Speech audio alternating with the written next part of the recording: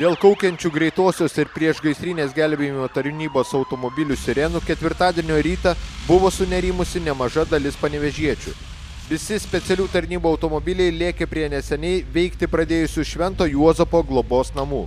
Ten ryte buvo surengti mokymai, kuriuose dalyvavo visos specialios miesto tarnybos. Pagal pratybų scenarijų buvo imituotas gaisras palėpėje, kuris vėliau išplito į gaisrą ant stogo ir yra 4 nukentėjusieji. Va, kaip tik dabar matau, kai vieną nukentėjusį ugniagesiai išneša.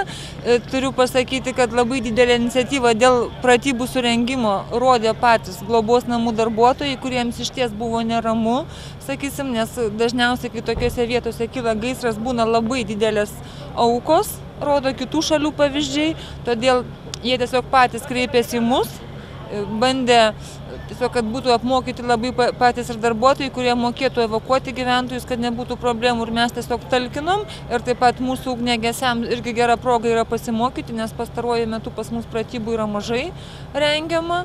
Tai vat ir, kaip sakoma, sunku pratybose, lengva mūšyje.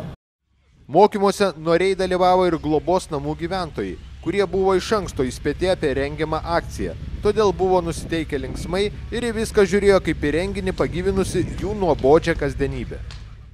Lieka mokymą, bet ne natūralu.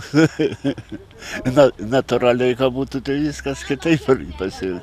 Sakant kitaip, ar reikalingi, kaip galvoti, vis tiek?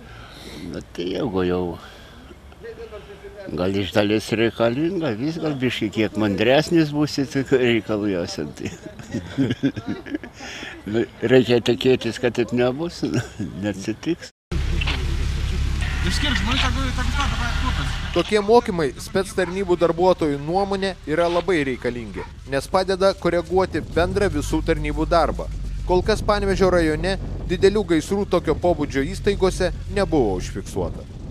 Tų prieglaudų tikrai yra nemažai, gaisrų juose šiaip nėra kilę bent pastaraisiais metais. Ir galiu pasakyti dar vieną tokį dalyką, pas mus yra rengiami ir operatyviniai naktiniai patikrinimai. Tai yra pareigūnai atvažiuoja naktį, iš anksto neįspėję ir tiesiog tikrina budinčio personalo mokėjimą elgtis nakties metu, nes gaisrai mūsų niekada neįspėja, kada jisai kils, ir dažniausiai jie būna vėlai vakare, būna naktį. Ir vienas svarbiausių dalykų tokiuose atvejuose, kad nepasimestų personalas, kad jų veiksmai nuo pat pradžios būtų teisingi.